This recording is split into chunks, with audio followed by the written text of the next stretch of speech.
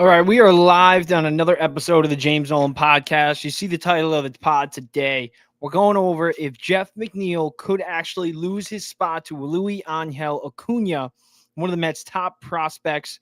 He appeared in 13 games last year when Francisco Lindor went down, and boy, did he do very well. In just only 13 games, don't get me wrong, not a lot of games, but in those 13 games, he had 308, 325 on base percentage, 641 slugging, with a 966 OPS. Now, expecting him to put up those numbers, I think would be a little bit unfair on the Mets end and on Acuña's end. We can't just expect this kid right when he comes up to replicate what he did, because that 13-game stretch was insane. But what I do look at with Acuña and a possibility for him on the roster isn't necessarily second base. I think down the road, if McNeil struggles like he did to start off last year in 2024, we could definitely see Acuña get the chance to be the everyday second baseman. But even if he's not to start the year, let's say he doesn't rake in spring training, and let's just say Jeff McNeil gets hurt or doesn't get hurt and struggles, and then Acuña takes that second base spot. Let's pretend Acuña is not even in a competition with McNeil for second base. There's different avenues that Luisangel Acuña can take to be on the opening day roster. One of those is center field. Jose Siri, I know we just signed him. Tyrone Taylor, we all know. Defensively, he's great. And that's also why we signed Jose Siri. Those two will be platooning, or we should expect them to platoon in center field to start the year. However, with Carlos Mendoza and David Stearns meeting the press yesterday, what I learned is that Acuña is going to get reps in center field in spring training. Acuña is going to get reps at short. Acuña is going to get reps at third, and as well as second, his natural position. So, with that said, it makes sense to have a guy with that versatility on the roster, especially because without Jose Iglesias, even though apparently they're meeting with him next week, and we're going to discuss that in a little bit, without Jose Iglesias, the Mets don't really have a backup shortstop. They don't have a plan B for Francisco Lindor if he needs a rest day, if he goes down with an injury, if he needs to come out of a game early. Nick Madrigal has never really played shortstop at the major league level before. So are we confident in Madrigal to be that backup shortstop? I know I'm certainly not. I know he could potentially be a quick Band-Aid. And then just for like that game, let's say that Lindor does get hurt. Hopefully it doesn't happen. But if he did and Madrigal's on the team, then you sub him in at short. And then the next day you bring up Acuña. But, I mean, why not just have Acuña on the roster? Because even if, let's say, he's not in the opening day lineup, if you can get him 5 out of 7 games, or if, let's say, every 5 out of 7 games, or even 4 out of every 7 games, he's still getting reps. Like, I get it. We want to develop the young kid. You want him to get reps down in the minors. I know all of that makes sense. But if he can help this team that's clearly trying to win a World Series, why not give him the opportunity to do so? Because I think his ceiling is definitely higher than McNeil's. I think his ceiling is definitely higher than a Tyrone Taylor or a Jose Siri. I mean, he's not going to start at third. He's not going to start at short. But just even having him, let's say he's playing center field and then center field second, it would be a plus, because if Vientos needs a day off, if Lindor needs a day off, you can put Acuña really anywhere in the infield besides first base. And if he can play center, he can probably play left and right if you need Soto to get a day or you need Nimmo to get a day. So I see his avenue because of his versatility. And not only that, but his speed. The Mets haven't really had a guy that's lights out fast on the base paths. Really, I want to say since Jose Reyes or Travis Jankowski. You can make that, but Travis Jankowski wasn't an everyday player. Acuña had 55 stolen bases across different minor league levels in the 2023 year. So just his speed too is also could be an X factor for this Mets team. Let's say it's a late inning scenario, right? We get Francisco Alvarez gets a base knock, right? 8th inning, right? Would one out? Wouldn't you want Acuña to sub in and pinch run for Alvarez? Wouldn't you want that? Or a late inning defensive substitution? So even on his days off, I feel like Acuña could help this team at the start of the year. Whereas 2 weeks ago, I was on the fence because, when you take a look at his numbers, first, let's go over the positives, and then we'll get into the negatives, because he did struggle a little bit in Syracuse last year across 131 games. But In the 14 games he played with the Mets, I mean, he was nothing but phenomenal, but expecting him to do that, like I said before, is kind of unrealistic. A 308 batting average, that's realistic in my opinion, because across 5 minor league seasons, he did hit 280. He held a 752 OPS. He had a 351 on base percentage. But let's go over the positives of Acuña. One, you look at his minor league numbers, this guy gets on base. He gets on base. He doesn't strike out a lot. He can work walks, and the stolen bases, like I said before. Let's just go over before we go over the down year in 2024. In 2023, across 2 leagues, he hit 294 with a 359 on base percentage, a 410 slugging, and for his size, that's pretty good. 769 OPS with 57 stolen bases total. That's a lot of stolen bases, my friends. A lot of stolen bases. And then he gets the shot at AAA in Syracuse just last year. Kind of struggled, 258, 299 on base percentage, which really isn't like him. But I'm not too worried about that year that he had in AAA. One, it was his first year in Syracuse. First year. Also, Syracuse is really freaking cold, by the way, just to put that out there. OPS-wise, 654, wasn't very good. But outside of that, he never had an on-base percentage in the minors below 320. Actually, 345. 345 was his lowest in the minors before last year in AAA. And then I look at his numbers in the Venezuelan Winter League. Across 30 games, he hits 337, 419 on-base percentage with a 914 OPS. And another good part about Acuña is he's only, like I said before, he's only 22 years old.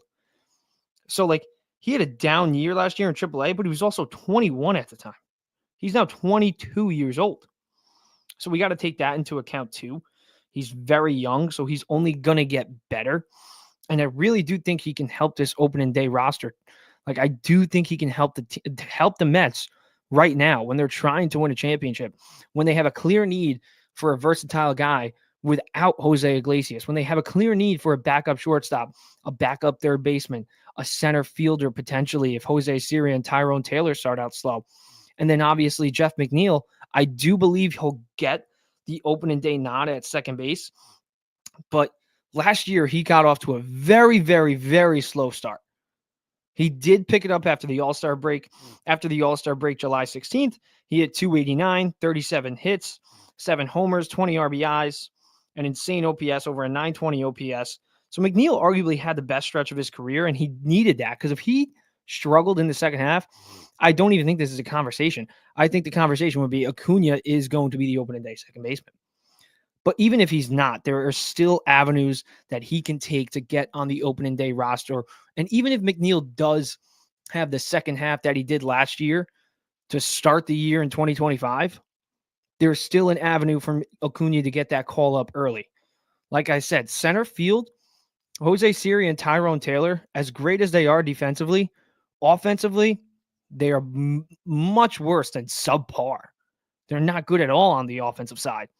So wouldn't you rather have a Luisangel Acuña in there with much higher upside who could be an impact player not only in 2025, but for years to come?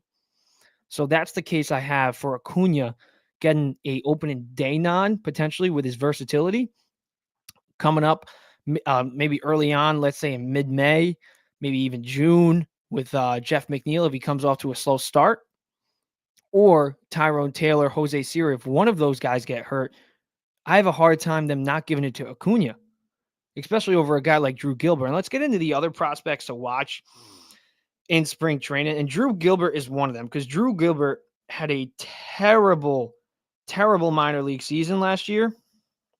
And, obviously he was included in that trade with Ryan Clifford for Justin Verlander in 2023. But you look at his numbers across 3 different leagues. He did only play in 62 games. He was hurt, but still very, very bad numbers. And he's 24 years old. So he's going to be on the team by the end of this year or in 2026.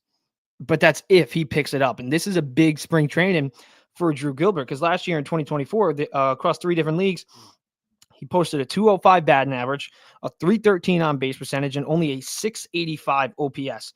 Much different from his 2023 minor league season across 3 different leagues. In 116 games, He hit 289, 381 on base percentage, 487 slugging, 868 OPS. Now, the injuries definitely, they probably did play a factor in his down year across 3 minor league teams. But, he needs a big spring training because even in the Arizona Fall League, he hit 208 with I got to give it to him, a 380 on base percentage, very good. 783 OPS, that's pretty good. But a 208 batting average, that is terrible in 21 games. Where we saw Acuña in the Venezuelan Winter League hit over 300, had over a 980 OPS. Like, he was raking. And not to mention his stolen base numbers, even in the Venezuelan Winter League, he had 18 in 30 games.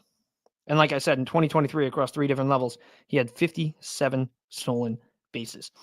So Gilbert, where he would make the most sense defensively to take that center field spot away from Tyrone Taylor or Jose Siri, I think it would be Acuña to get that first shot. So you want to watch Acuña and the reps he gets in center field. So if he's in center field in any of these lineups in spring training, make sure to tune in, because if he's playing good, I think he gets that shot before the 24-year-old Drew Gilbert.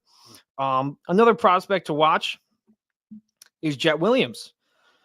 Jet Williams, the fastest player that they drafted out of high school to reach the AA level since 1986. He's very similar to Luisangel Acuña. Both of them have quick bat speeds. They don't strike out a lot.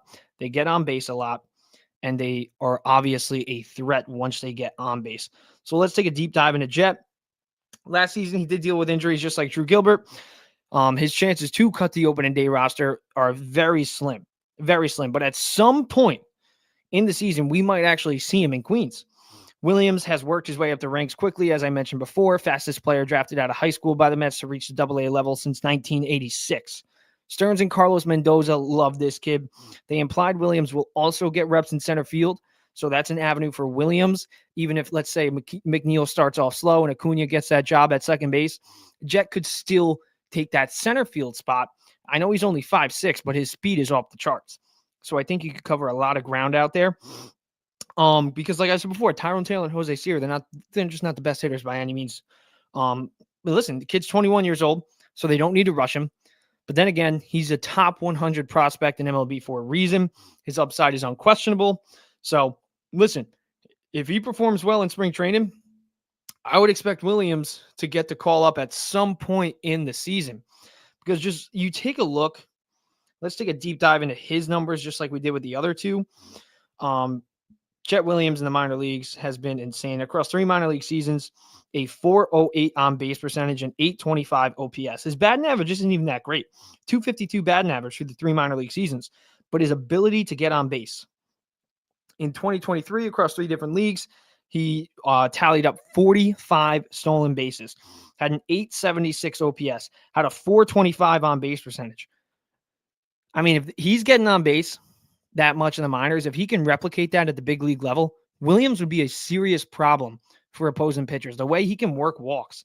I mean, he had 104 walks in 2023 to only like that's a lot of freaking walks, man. 104 walks, 45 stolen bases, 55 RBIs. He was lights out. And similar to Acuña, he doesn't strike out a lot. He in 121 games, he did strike out 118 times, but that's not necessarily a lot, especially compared to a guy like Ronnie Mauricio, who strikes out more than one time per game in the minor leagues. So Williams, I mean, if he performs well in spring training, I have a big feeling that we'll see him on the not the opening day roster, but at some point in 2025, bearing an injury to a guy like McNeil, Tyrone Taylor, Jose Siri, Mark Vientos. One of those guys go down, Acuña and Williams are going to be the first ones up. Drew Gilbert wants to be that first one up, probably, especially at 24 years old now. The time is coming soon. But, I mean, with the way he struggled last year, with the way he struggled in the Arizona Fall League, he needs the biggest spring training out of all these kids. Brandon Sproat is probably my number 1 prospect to watch. He's the number 1 prospect in the Mets system. Another top 100 prospect that the Mets have. I think for certain we will see him make his MLB debut at some point in 2025. The Mets, they don't really have many weaknesses, and we're going to get into that. Even their starting pitching, I don't necessarily think they need an ace. You just saw the Dodgers last year. They won a World Series, and they didn't necessarily have an ace. Yamamoto, I get it, $325 million pitcher. He wasn't an ace for them last year. Tyler Glasnow obviously went down, didn't even participate in the playoffs. You had Walker Buehler. He had over a 5 ERA last year. Jack Flaherty, he struggled in the postseason at points, and he isn't even necessarily an ace. So they didn't really have an ace, and they still won a World Series. So we're going to get into that a little bit more in a little bit. But listen, the rotation, a 6-man rotation we're rolling with. Kodai Senga needs that. Stearns and Mendoza already said that. We're going to roll with that. And it's going to help Kodai Senga. I really do think it will. But if we use that 6-man rotation and Brandon Sproat dominates in spring training, why not give him the opening day nod? Not the opening day nod, but have him on the opening day roster. Why not? I think I'd rather see Brandon Sproat if he has a really good spring training. He touches 98 with his fastball, has an insane cutter, a very good slider, a good curveball, and a very good changeup. So he's a 5-pitch pitcher. He's 24 years old. He worked his way up the ranks very quickly in 1 year, just 1 year in the minor leagues. He had a 3.5 ERA, a ton of strikeouts. I mean, he recorded 131 strikeouts in 24 games. That's a lot of strikeouts. He's a strikeout pitcher. And like I said, he touches the upper 90s. Mets kind of need another high velo pitcher because really their only high velo pitcher in this rotation is Kodai Senga. So they could use another high velo guy like Brandon Sproat. But yeah, listen, man, in the offseason, teams were making calls, seeing if Brandon Sprout was available, and Stearns was shutting him down quickly. So, if he dominates in spring training, we may just see him on the opening day roster. It is a hot take for sure, but I mean, the Mets, would you rather see a Brandon Sprout or would you rather see a Tyler McGill or Paul Blackburn get that 6th spot? Like, Brandon Sprout's upside is there. That's why he's the number 1 prospect in the Mets system. That's why he's a top 100 prospect in MLB. All right. But that's my 4 prospects to watch, why I think Acuña has a path to the opening day roster, even if Jeff McNeil is the opening day second baseman. If you could scroll a little bit back on this pod, if you want to listen to it, if you're just joining us live. Thank you guys for watching, whether you're on Extra YouTube. But yeah, let's get into more Mets updates. So Juan Soto and Francisco Lindor were listed as top 6, according to MLB.com's top 100 players right now. Lindor coming in at number 6, Juan Soto coming in at number 4. And I just wanted to bring that up because when was the last time we had two, really when? When was the last time we had 2 top 10 players in MLB? When? I can't. I don't know. I don't. If anybody does, please comment because I don't think we've ever seen this before. This Mets lineup is very good, and I'm not worried that Francisco Alvarez, who, yes, he does need to perform better, and we're going to go over his expectations for the year because he is the wild card X factor, I believe, in this lineup. If he produces like he did even in 2023, where he hit 25 home runs, the batting average I'd like to see increase, the on-base percentage I'd like to see increase. But if he's a home run hitter like he was in 2023, I mean, that's 6 guys who can hit over 20 home runs. And then obviously Lindor, Vientos, and Soto probably going to hit over 30. And then Alonso is a candidate to hit over 40. So you got 3 guys who can hit over 30. 1 guy who can hit over 40, Brandon Nimmo, who can hit over 20, because we just saw him have back-to-back 20-plus home run seasons, had a career high last year with 24. His power numbers have just been increasing each year now since 2021. So if Francisco Alvarez joins Brandon Nimmo as another 20 home run hitter, that's a game changer right there in the Mets lineup. It just lengthens the Mets lineup even more. And that's not even counting Winker and Marte's platoon. Like, if we can get 20 home runs each out of those, not each out of those guys, but I think Winker could probably pop off 15. I think Marte can probably pop off at least 5. So that's really 7 spots in the order where you can get 20-plus home runs. So Francisco Alvarez is a huge wild card X factor. So when he calls it the best lineup in baseball, when he thinks that this lineup is better than the Dodgers, and don't get me wrong, I do not think this team, or this lineup, I should say, is better than the Dodgers.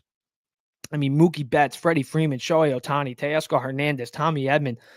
Like the list goes on and on and on and on. But the Mets also have a very deep lineup. They arguably have the second best lineup. If there's any lineup in baseball that could compete with the Dodgers lineups, I would say it's the New York Mets and the Philadelphia Phillies and the Atlanta Braves when they're healthy. So it's going to be a tough NL East division this year, especially when Acuna comes back in May with the Braves and Spencer Strider returns for the Braves at some point in the year. It's going to be a tough division to win, but lineup-wise, with Francisco Alvarez's comments, what it shows me is this kid's been working, and he knows what he needs to do. You know, you saw his swing kind of mimic JD Martinez's swing. Even with Martinez on the roster, you know, JD Martinez last year played a huge role for these young guys. Mark Vientos said it. Francisco Alvarez said it. Lindor loved him. Iglesias loved him. So JD Martinez, you know, what he was able to do with the young guys last year, you got to give him credit for. And if Francisco Alvarez has that similar swing to JD Martinez, if his pitch selection can improve, and really it's just pitch selection, you know, if he stopped guessing those pitches, you know, you obviously still want to guess pitches at some point, especially if you're a power hitter like him. But, you know, you got to pick your spots. And if he's able to pick his spots, if his pitch selection improves, I think we could see a very big year out of Francisco Alvarez. We can't forget that this kid was the #1 prospect in baseball just a few years ago. And I'm talking about Drew Gilbert, who's 24 years old. I'm talking about Chet Williams, who's 22. Luisangel Acuña, who's 22. Francisco Alvarez is 23 years old. He's way ahead of schedule than these guys. So, especially since he already had a 25 home run season. So, I'm pretty excited to see what Francisco Alvarez can do. So out of all the big league guys, the biggest guy I'm watching in spring training is Francisco Alvarez. I think he could be a huge factor for the Mets in 2025 if his pitch selection is there. You know, he just needs to improve that pitch selection. That's it, because we all know he swings the bat hard and he rarely makes contact. And that's a lot of times because he's chasing pitches out of the zone. When he hits the ball, he hits it far and he hits it hard. So, you know, I'm excited to see his new swing. Very similar to JD Martinez's swing. So clearly Martinez had an impact on Francisco Alvarez last year. All right, let's dive into some more Mets updates. Let's talk about the pitching rotation, and then we'll hop into the Yankees, the Alex Bregman. You know, should they trade for Nolan Arenado's now that Bregman is a Red Sox? Should they be worried about the Red Sox? This AL East kind of looks better much better than it did last year, in my opinion. We're going to get into that in a little bit. But the rotation, let's talk about it. Kodai Senga, is he an ace? I personally think, I could be a little bit biased here, but I think Kodai Senga can undoubtedly be an ace if he's healthy. And that's really the only factor. If he's healthy, Kodai Senga will be an ace. He was top 5 in ERA in 2023, top 5 in strikeouts per 9. In just over 160 innings, he had 202 strikeouts, had a 2.98 ERA, won 12 games, and that's in his first year in the bigs. And you look at a guy like Yamamoto, Shohei Ohtani, who came from the same league as he did in Japan. They didn't have better first seasons than Kodai Senga did. So I'm not saying Senga is the best out of a bunch of those guys, but I think Senga's a better pitcher than Shohei Ohtani. I do. When healthy, he is a better pitcher than Shohei Ohtani. Is he better than Yamamoto? I don't know. Yamamoto only pitched 1 year.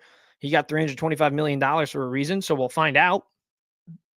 He's definitely got more upside considering he's only 26 and Senga's 30. But if Senga is healthy, I believe he can be an ace. And like I said, even if he's not necessarily putting up ace numbers, like old Jacob deGrom numbers, consistently sub 2.5 ERAs. And then obviously a sub 2 ERA in 2018, sub 2 ERA in the first half of 2021.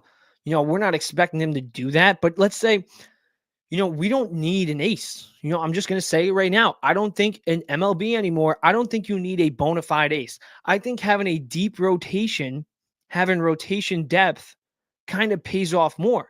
I mean, just look at the Dodgers last year. Yeah, granted, did they have aces on paper to start the year? Like Tyler Glasnow, who was rarely healthy. Could he be an ace on an MLB ball club if he's healthy for a full year and makes 30 starts? Yeah. Now, obviously, Blake Snell, I would consider him an ace, but they didn't have Blake Snell last year. And even this year, they got a lot of depth. And last year, what did they have? They had a lot of depth. So when Tyler Glasnow went down, it was next man up. They made that trade for Jack Flaherty. Jack Flaherty wasn't an ace. Like, look at the Dodgers rotation last year in the playoffs. They didn't have an ace. They didn't have a bona fide ace. So I don't think you need a bona fide ace to win a World Series. Even the New York Yankees last year, they were the best team in the American League. And half the year, they didn't even have their bona fide ace in Garrett Cole.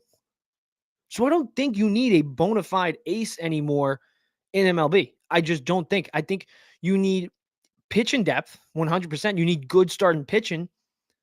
And with this Mets lineup, I mean, if this starting rotation, all they really have to do is not let up more than 3 runs in their starts, and you hand it off to the bullpen, and the bullpen's looking pretty good. You know, they just re-signed Drew Smith. He might not even pitch in 2025, but the Mets are building up this bullpen. They bring in A.J. Minter. They bring back Ryan Stanek. You got Daniel Nunez, who's going to be healthy to start the year. Edwin Diaz, if he's just a shade of his 2022 self, and we can't forget this guy missed the entire 2023 season, so was he a little bit shaky at times last year? Yeah, but you look at his entire career, he's really only had 2 bad years. Only 2. So if Edwin Diaz is just a shade of his 2022 self, it just even furthers the Mets' chances of making another deep postseason run, even without an ace. And that's why I'd also, shy away from trading for a guy like Dylan Cease. I wouldn't really want to give up prospects for a 1-year rental, especially with David Stearns, his mindset of not really paying long-term contracts to guys over 30 years old. I feel like we would lose Cease in the offseason if we did make that trade for him. And even though they got Nick Pivetta, I don't think Stearns is necessarily going to give up, top prospects for a season. I wouldn't want him to either. But the Mets don't need him, and this is why, because you don't need an ace in today's MLB. You just don't. Does it help? Yeah, 100%. But what happens when that ace gets hurt?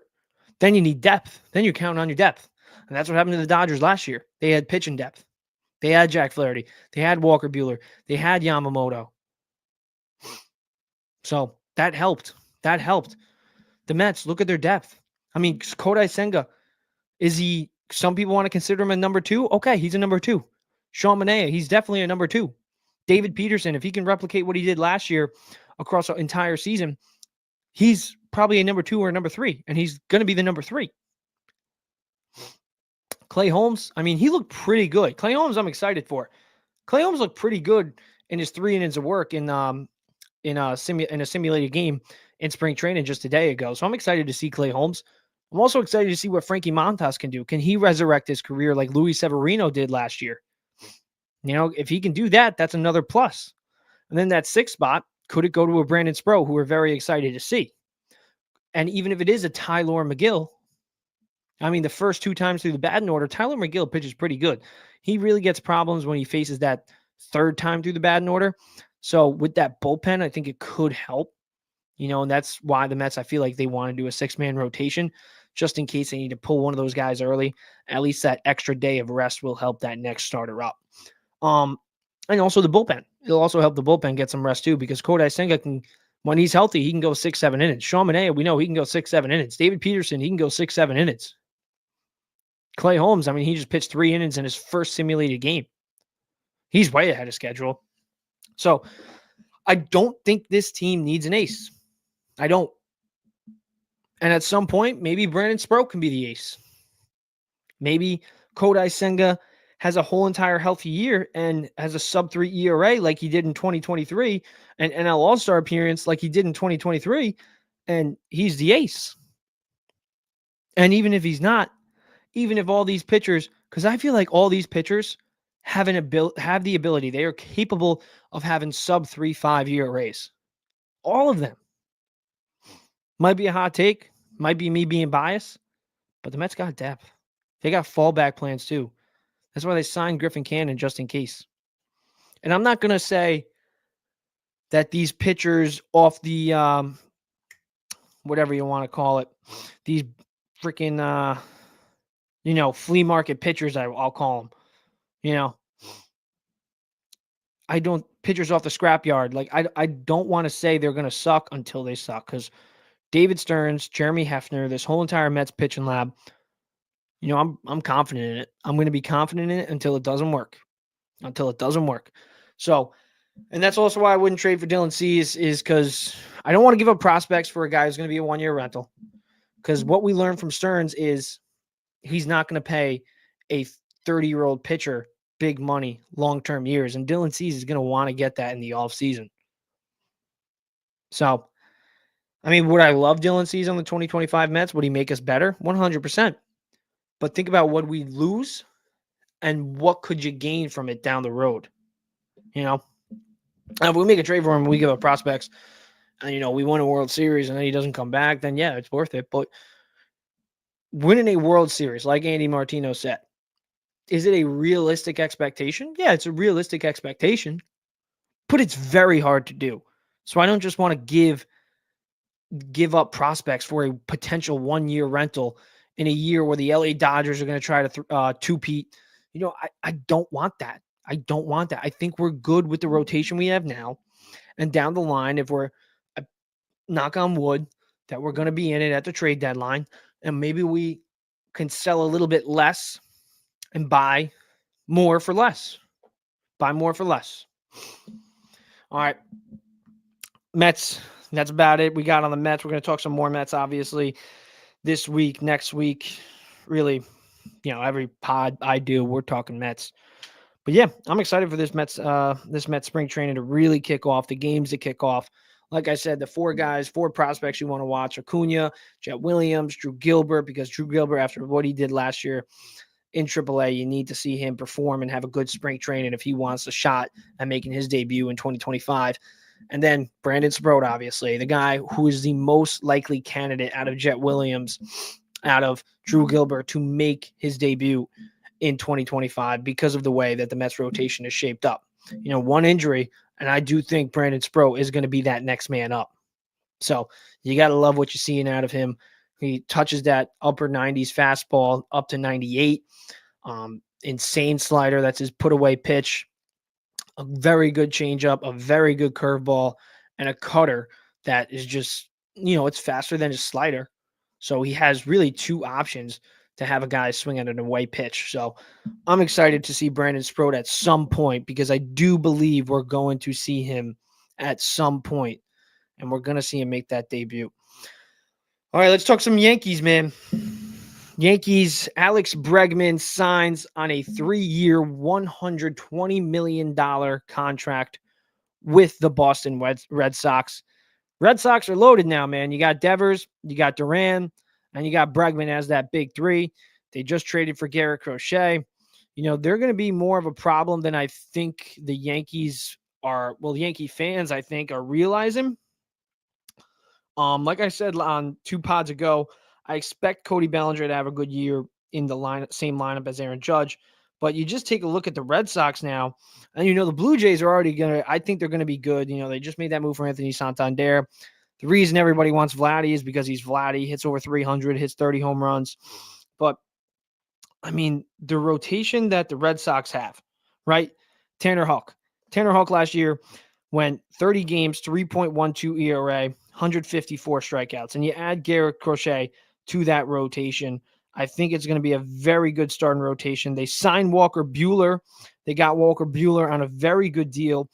Obviously, last year, coming off an injury, he struggled, had a 5.38 ERA, but this is a guy in 131 career games who has a 3.27 ERA and 713.2 innings of work through his entire career. He has 754 strikeouts. He was a Cy Young candidate not too long ago.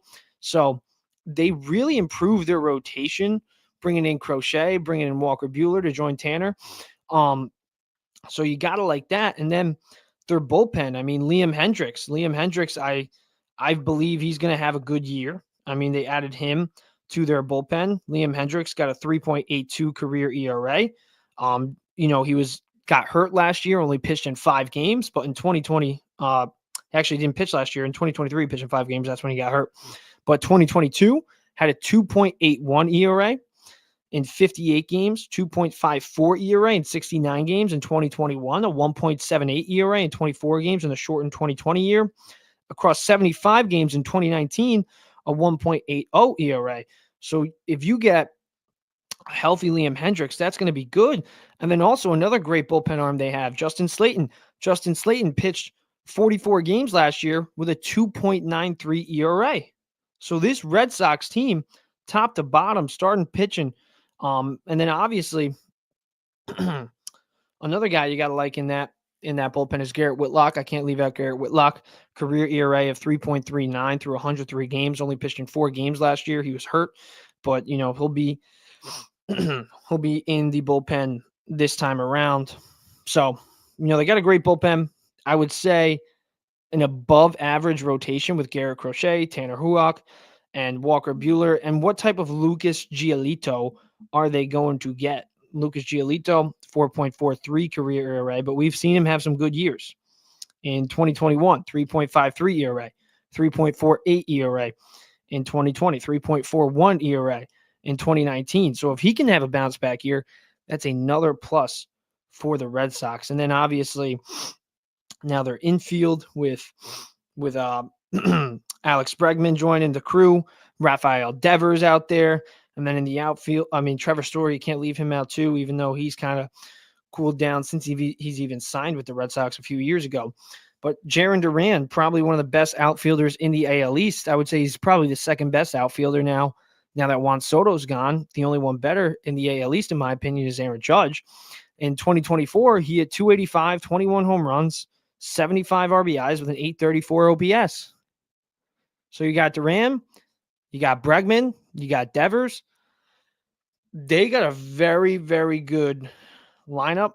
And then I can't even leave out Masataka Yoshida, who's their DH going into the year. Last year, he had a 764 OPS with a 280 batting average. So that's another factor in that lineup. They have a very good lineup.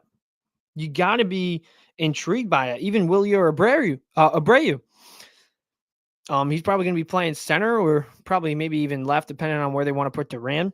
But he had a 781 OPS last year with 15 home runs and a 253 batting average.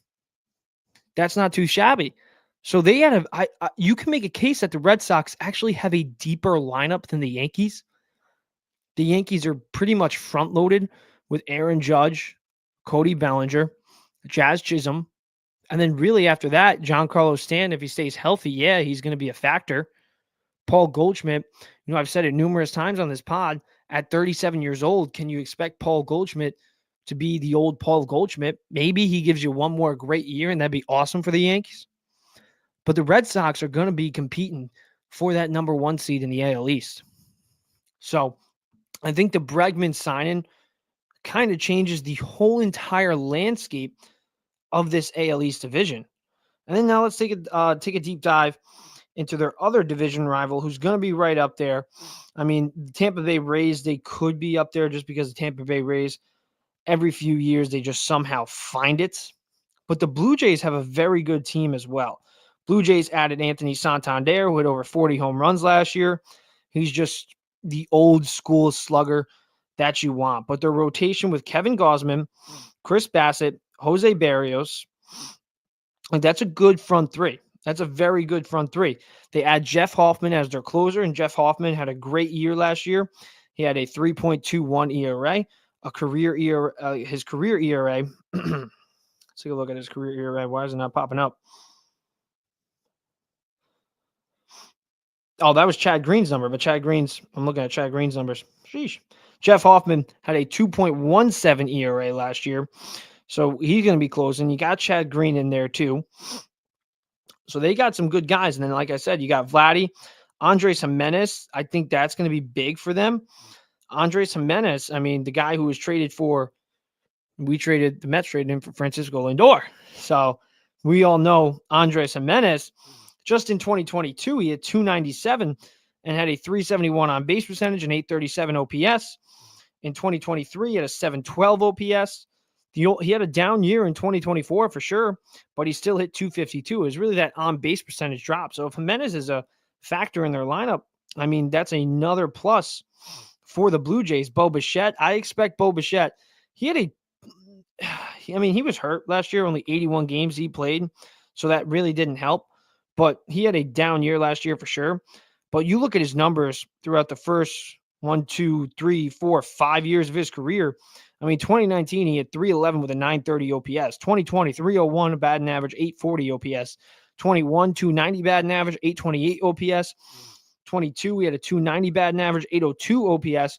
And then 2023, 306 batting average, 814 OPS. And he hit 29 home runs in 21, 24 home runs in 22, and 20 home runs in 23. This is a guy, if he bounces back, that's another factor in the lineup. And we really don't even need to talk about Vladimir Guerrero Jr. And then the addition of Anthony Santander, that is huge. He hit 44 home runs last year, third in all of MLB, had an OPS of 814 with 102 RBIs with the Baltimore Orioles. And then George Springer, I mean, he hit 220 last year, but he still hit 19 home runs. His best years certainly behind him. He's 35 years old now, but you never know what you're going to get out of a guy like George Springer. I mean, in 2023, he had 258 with a 732 OPS. So, and if they can get the 2022 version of him, we're at an 814 OPS and a 267 batting average. That's a plus right there. I mean, in the past 4 years, he's hit at least 20 home runs in 4 of them. So the Blue Jays are also another team that are going to be competing with the New York Yankees. And I think losing Juan Soto is definitely not going to help. But what is going to help the Yankees is Devin Williams. Devin Williams, best closer in baseball, no doubt about it. Outside of one bad pitch in the wild card round, he had a pretty good postseason. And his regular season numbers are just off the charts. I mean, since he's entered the league, since he's been a Brewer, and now obviously with the Yankees without a beard, and we're going to get into the beard rule, Devin Williams is undoubtedly, in my opinion, the best relief pitcher in baseball. And then you got Judge, you got Cody Bellinger, who, like I said before, is probably going to have a better year than he did last year, where he hit under 270, had under an 800 OPS. I expect that OPS to crack over 800. I expect that batting average to be somewhere in the 280s, 300 range maybe. And probably I would say 25 plus homers, considering the short porch in right field, considering he's a lefty, and considering he's probably going to be either in front or behind Aaron Judge. So, I do expect Bellinger to be a factor, but Bellinger is no matter how good Bellinger is this year, he's going to be a downgrade from Juan Soto last year. Like, he's going to. Paul Goldschmidt, is he an upgrade over Anthony Rizzo? Yeah, he is. But Paul Goldschmidt numbers have been declining. He had over 170 strikeouts last year. He had his worst OPS in 5 years, his worst batting average in a long time. He had in the 260s, or I think even less, I want to say. Let's actually get into his numbers real quick because, Paul Goldschmidt, if he performs, yeah, it'll be great. But, I mean, he had 245 last year. 245, and we're talking 2 years ago in 2022, 317 batting average, 268 batting average in 2023, and then a 245 batting average in 2024. The OPS numbers, 2022, 981, 2023, 810, 716, and 24. The strikeout numbers are really what's alarming. Only 141 strikeouts in 22, 161 strikeouts in 23, and then 173 strikeouts in 24. And he's 37 years old. Do we expect Paul Goldschmidt to just come back and be the old hitter that he was? Now, if he has a year like he did in 2023, that's a plus. That's a major upgrade from Anthony Rizzo. But it's also kind of unfair to expect him to do that, especially at his age. So we'll see. The Yankees, what's going to carry them is their bullpen and their starting rotation. They have arguably one of the best, if not the best, starting rotation in baseball. The only one that compares, in my opinion, to them is the Los Angeles Dodgers. Now that they have Blake Snell, Roki Sasaki, Shohei Ohtani will be healthy, Yamamoto, they're just loaded, man. Tyler Glasnow will be healthy again too. Dodgers probably have the best rotation on baseball, but at least on paper. But the Yankees, they added Max Fried. You know how I feel about that contract. It's definitely risky, but for 2025 through 2027, I think Max Fried is going to be a very good pitcher for the New York Yankees, especially considering they needed another lefty that's not Carlos Rodon. So I'm not too high on Rodon, but I am high on the front three. I'm high on Louis Hill coming off a Rookie of the Year. When he gets ahead in the count and he's able to use his strikeout pitches, Louis Hill's a very good pitcher. Garrett Cole, we all know he's going to be a Cy Young candidate if he stays healthy the whole entire year. And now you have another potential Cy Young candidate in Max Fried. So that's really the Yankees' bread and butter. And especially you flip over to the bullpen, adding Devin Williams, bringing back Tim Hill. You still got Jay Cousins. You still got Luke Weaver. They have 4 really good relievers, in my opinion, with the best reliever in baseball in Devin Williams. You have 2 of the best pitchers in the American League in Garrett Cole and Max Fried. Louis Hill, coming off a Rookie of the Year. Clark Schmidt, great starter, in my opinion. He's just been a reliable starter for the Yankees his entire career with them. And then Carlos Rodon, he's the wild card. If Rodon can have years like he did when he was with the San Francisco Giants for that 2-year stint, that's a major plus. But all you really need Rodon to do is have a sub, I would say 3.8 ERA. And if he can get you 12 plus wins, that's huge. So the Yankees are going to be dependent a lot on, obviously, Aaron Judge. Obviously, they're going to depend on the 50 home run hitter year in and year out. But they're also going to be dependent on that starting rotation and that bullpen. It's a little bit of a change of philosophy for them, where it was usually bullpen and lineup. Now it's starting rotation and bullpen. But the Yankees definitely do have competition with the Red Sox. Adding Walker Buehler, adding Garrett Crochet, adding Anthony Santander. And then you flip over to the not Anthony Santander, but that's for the Blue Jays. Anthony Santander, Andres Jimenez. That's another big pickup for them. So, and then their rotation with Chris Bassett, Kevin Gausman, Jose Barrios. Pretty good, man. Pretty good. So, it's going to be a tough battle in the AL East, where a few weeks ago I would have said it's a lock for the Yankees to win the AL East. Not anymore. Not anymore. The Red Sox got so much that you can make a case that the Red Sox had the best offseason out of everybody in the AL East. And then the Blue Jays, adding Anthony Santander was huge. I thought it would have made sense for the Yankees to potentially even add Anthony Santander and maybe even Cody Bellinger. You get Judge and left. You don't have to really rely on Jason Dominguez to produce in his first year. The Yankees are relying on, let's talk about their bottom of the order. Austin Wells, and he's not going to hit 20 plus, 25 plus home runs. Let's be real. Anthony Volpe, you got to expect him to do better. Jason Dominguez, having his hopefully first full year with the Yankees. You dependent on a 37-year-old Paul Goldschmidt. Their front part of the lineup, it's great. Yeah, Aaron Judge, Jazz Chisholm, Cody Bellinger. But even that, does that compare with Jarren Duran? Does that compare with Alex Bregman, Rafael Devers? I don't think it does. I don't think it does. Stanton is the wild card. Stanton needs to stay healthy the whole entire year. Because if Stanton stays healthy the whole entire year, the Yankees can easily win this division. But it's not going to be easy if Stanton goes down, which will likely happen.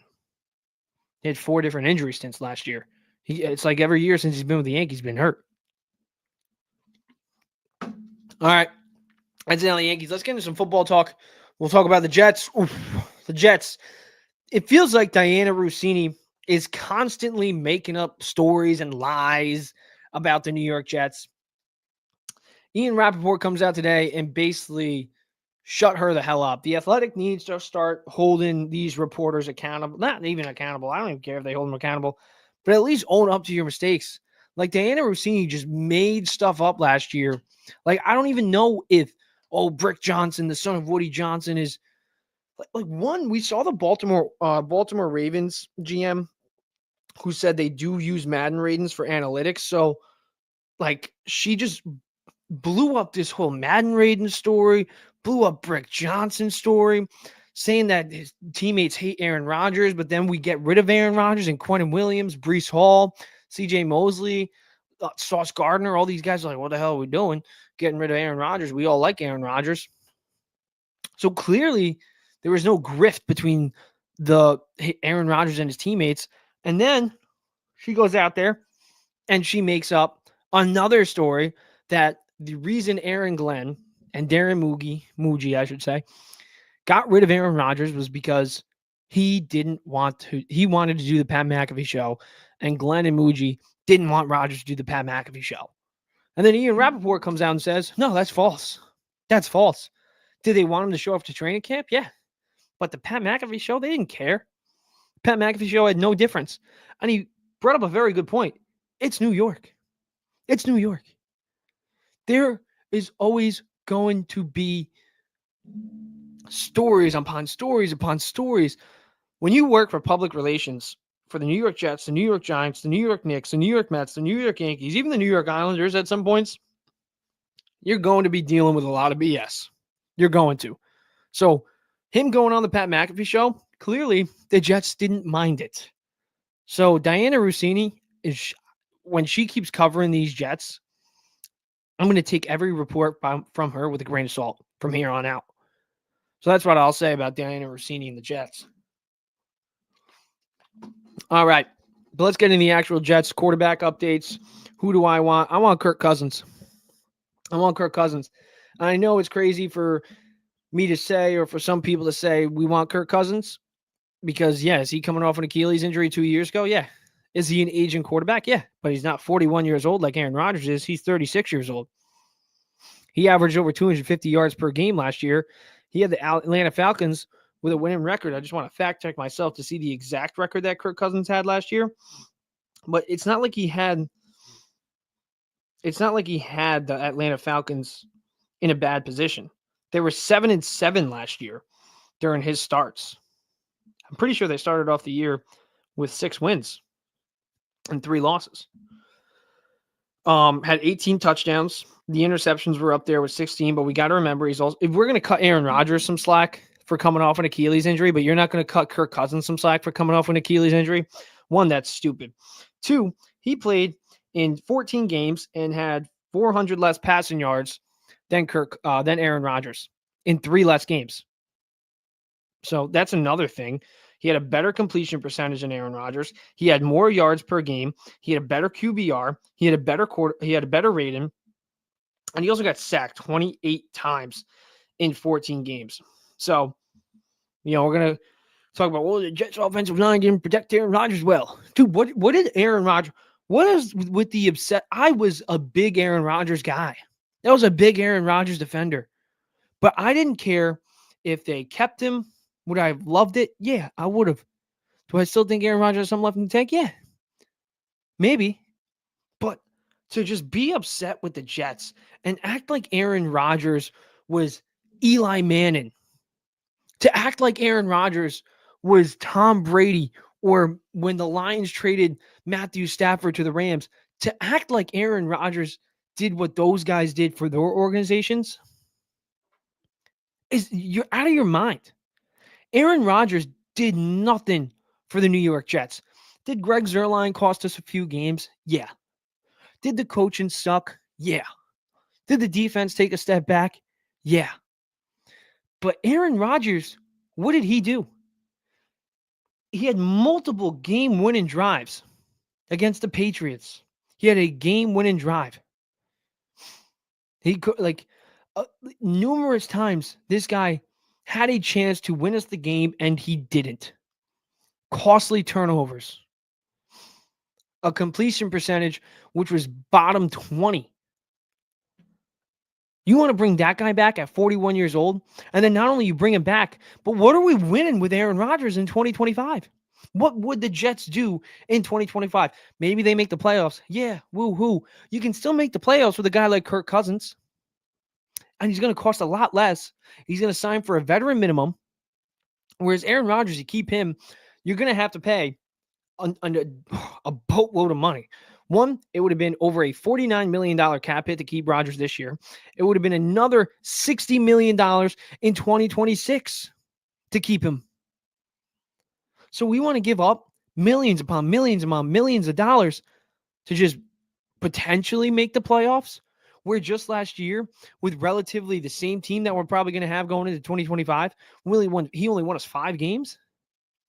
And those 5 games, who did he beat? Backup quarterbacks.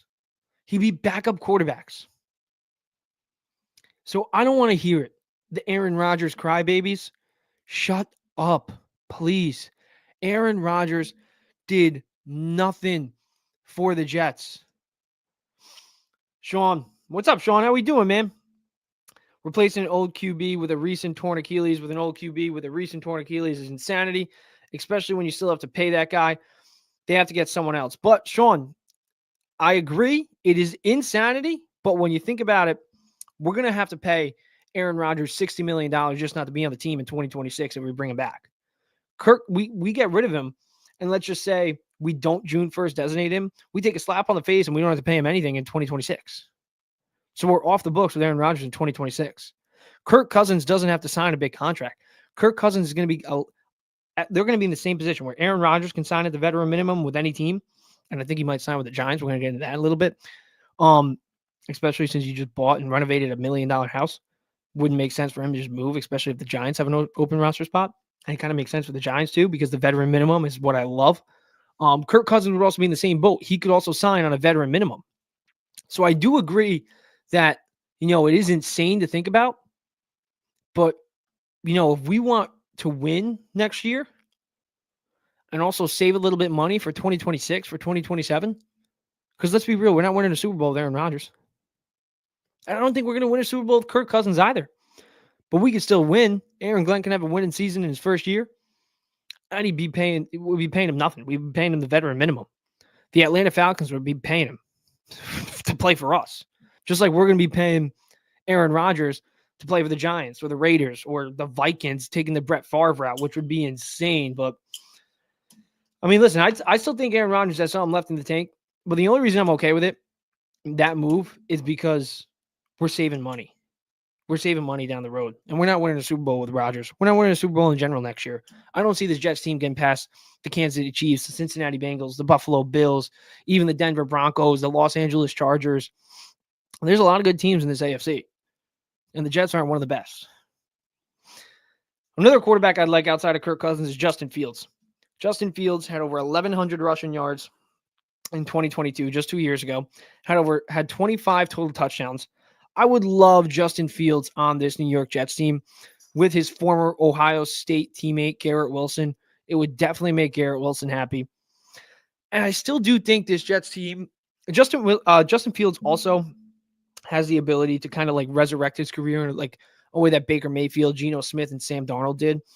So one, he'd be coming with motivation to prove everybody that he can be a starter in the NFL and deserves starting money. Two, he definitely has the highest upside out of all those quarterbacks because he is, out of all the free agent quarterbacks, even Sam Darnold, Sam Darnold probably has the highest upside. He's still only 27, but Fields is only 25 years old. He has definitely higher upside than a guy like Daniel Jones we're going to be getting into with the fit with him with the Jets. But, we could afford Justin Fields, old teammate of Garrett Wilson, so we already have that chemistry there. We have a Breece Hall, a great running back. I like at number 7 overall if we draft a guy like Will Campbell, a tackle out of LSU, and then you have an O-line of Olu Fashanu at your tackle with Will Campbell. Whether you want to put Fashanu at right tackle, left tackle, or Will Campbell at right tackle or left tackle, I don't care. Elijah Vera Tucker, he's a great guard, and Joe Tippmann, he played in every single snap for the Jets at center this past year.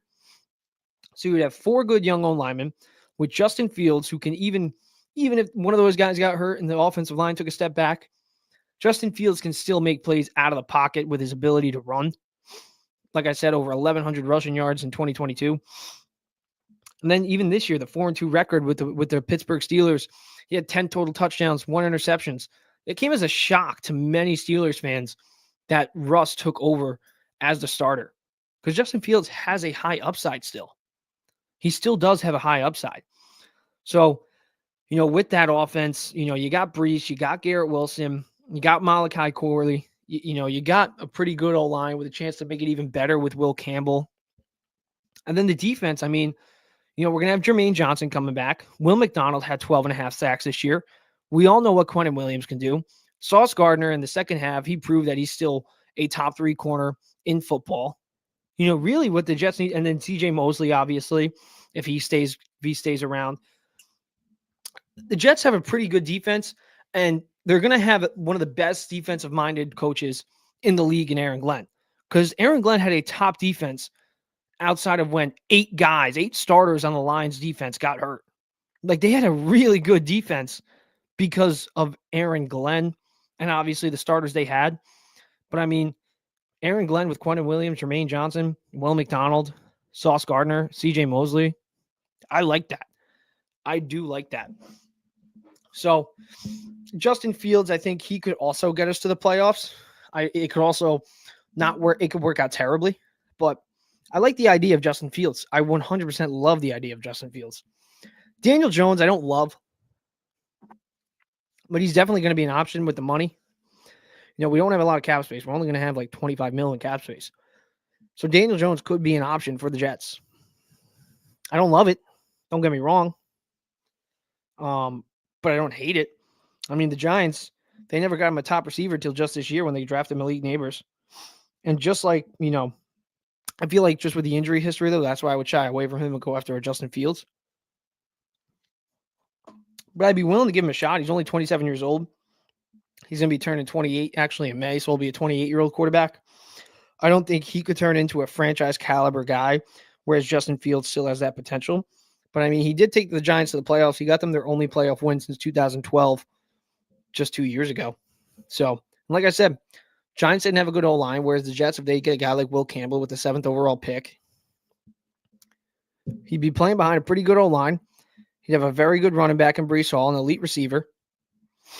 So, we'll see. Sean says, give me Fields. Yes.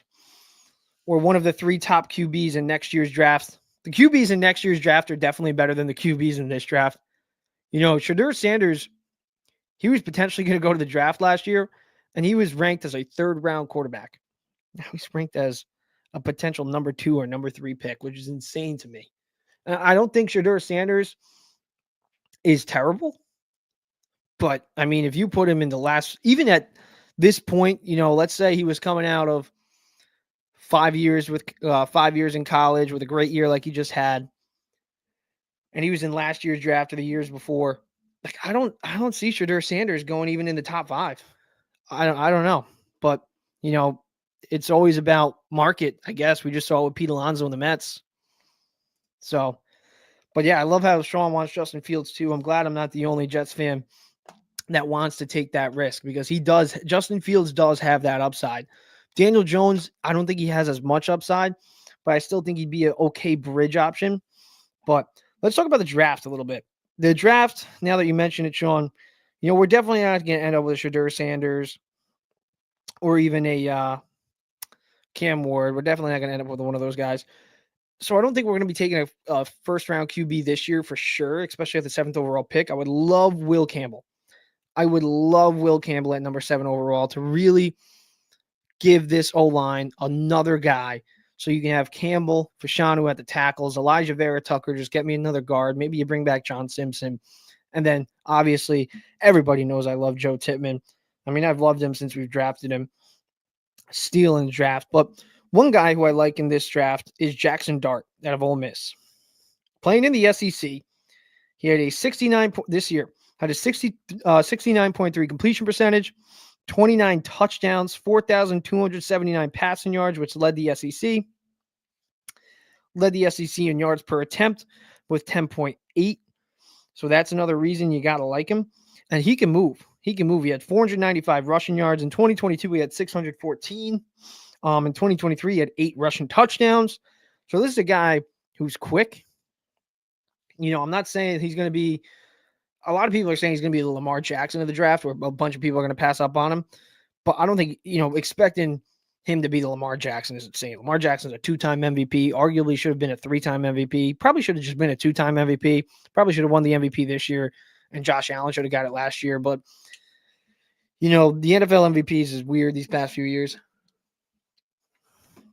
But I wouldn't mind Jackson Dart. I think it'd be, it'd be a risk to – it's going to be a risk to any quarterback. I mean, we saw it with the Jets. They drafted Sam Darnold, Zach Wilson, Geno Smith, Mark Sanchez, Bryce Petty. Like, we can go Christian Hackenberg a few years ago. He never even stepped foot on an NFL field, and he was a 2nd-round pick out of Penn State. So it's going to be a risk no matter what. But Jackson Dart's a guy who I'd be willing to take that risk on just because of what he did in the SEC and Ole Miss. He won them a lot of games. And, I mean, the 4,279 passing yards with his rushing ability, I wouldn't mind Jackson Dart sitting behind like a Tyrod Taylor. Or even if you do bring in a Justin Fields and you draft a guy like Jackson Dart, and then your quarterback room is Justin Fields, Jackson Dart, and Tyrod Taylor. That's a very good quarterback room. Because let's say Justin Fields doesn't work out. Let's say an injury happens. Well, you got Tyrod Taylor. And then once Jackson Dart's available, then you bring him in. Or if Justin Fields starts off slow and Jackson Dart's, making good plays and practices, give Jackson Dart that shot. So if he's available when our second round pick comes up, I'd be willing to take a flyer on Jackson Dart. I 100% would. Jalen Milroe, he's an insane athlete, but he tips a lot of his plays. He's got happy feet in the pocket. So I feel like that's a dangerous pick. That's like a high risk, high reward pick for sure. I do think Jackson Dart would be the better option out of those two quarterbacks who are likely going to be second round picks. But I mean, I wouldn't be opposed to Jalen Milroe just because he had over 700 rushing yards. I mean, he had 20 rushing touchdowns this year, but I mean, he has accuracy issues. He does have a cannon. Can't deny that. He does have a cannon of an arm. Definitely a better arm than Jackson Dart. But I mean, with the way he tips his plays, like he'd be a project.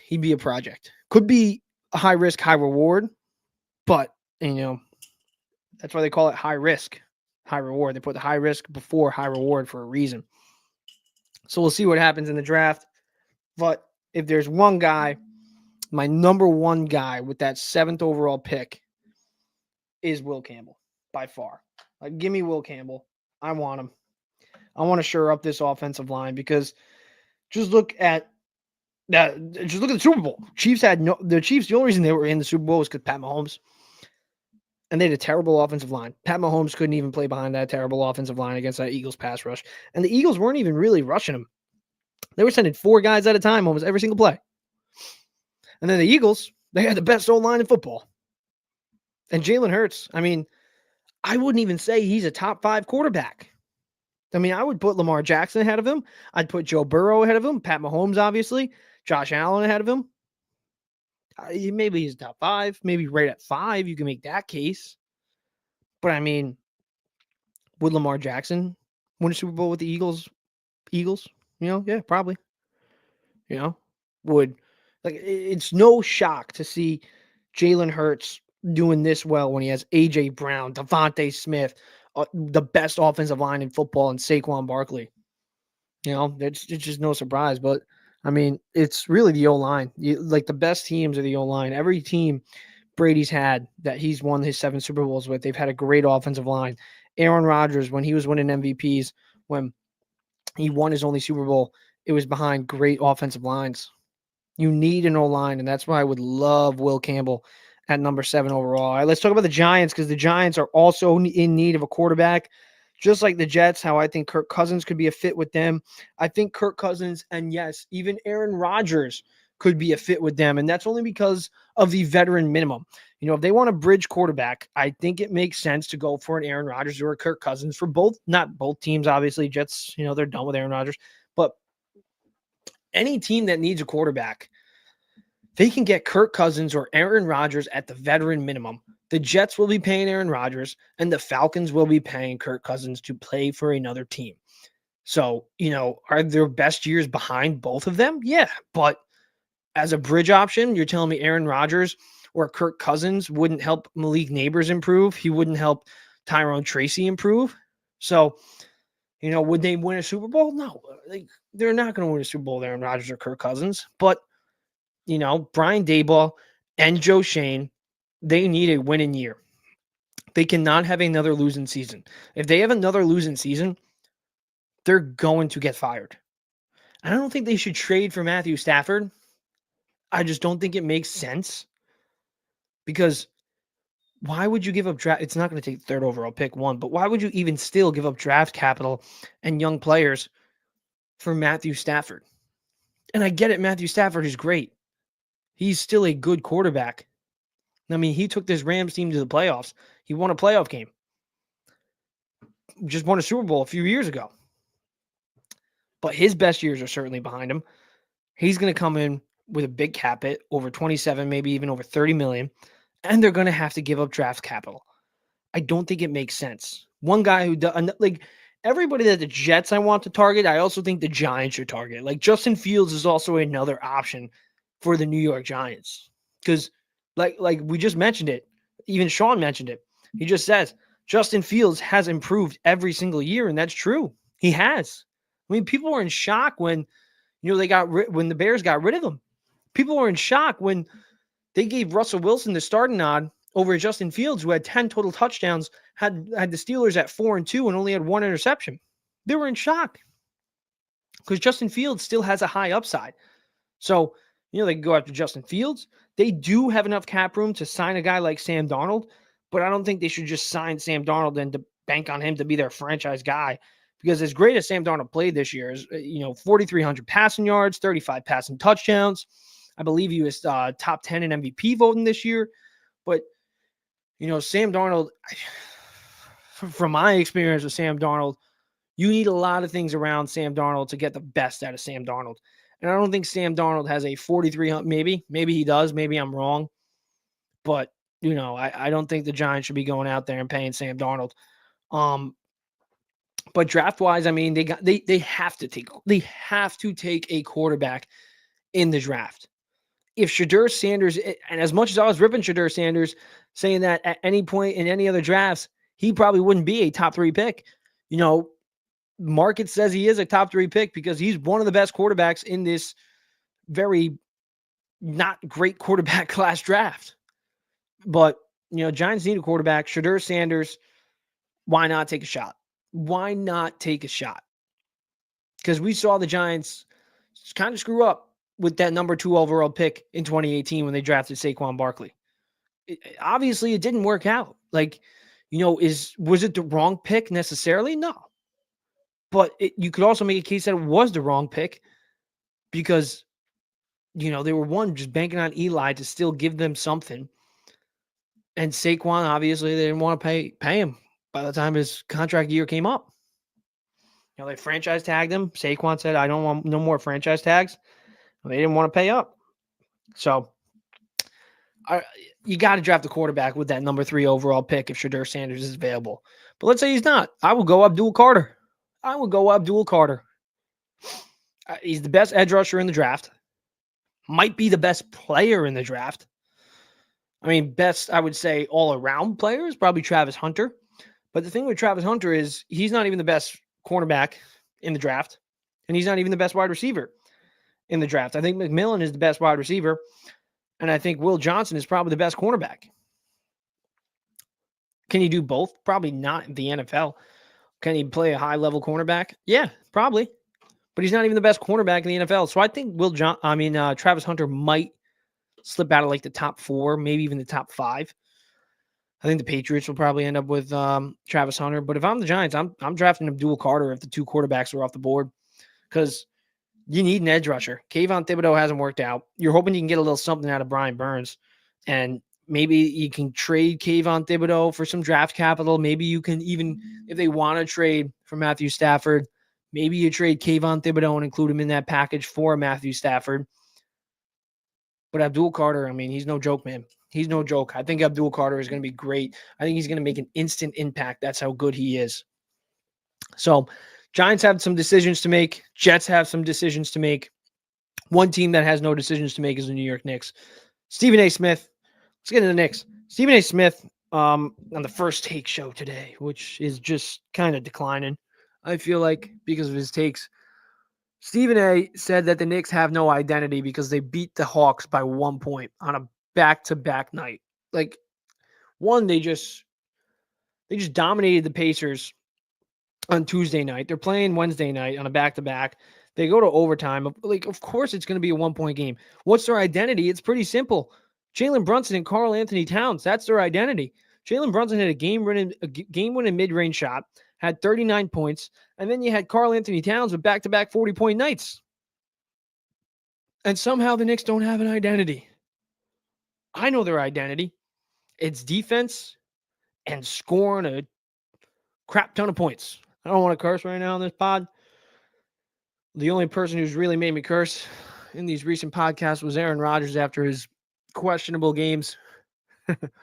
But, nah, man, like, The Knicks, their identity is clearly Karl Anthony Towns and Jalen Brunson. They have an identity. Stephen A. Smith is out of his mind saying the Knicks don't have an identity because they had a 1-point win over the Atlanta Hawks when they just played the Indiana Pacers the night before and dominated them.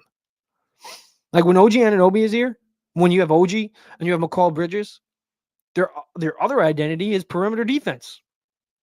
Because then you also have Josh Hart on the perimeter. Yeah, and he's their third best defender. And that's a very good third best defender is Josh Hart. Can Josh Hart guard Jaylen Brown or Jason Tatum? Probably not, but OG Anunoby and McCall Bridges can. And Jalen Brunson and Karl Anthony Towns, they just showed you they're both capable of scoring 30-plus points. Karl Anthony Towns coming off back-to-back 40-point games. He's playing like an MVP right now. So that's their identity. And then they have Mitchell Robinson coming back. So the one thing this team is missing is what Mitchell Robinson provides. So I really do think the Knicks' ceiling is an Eastern Conference Finals appearance.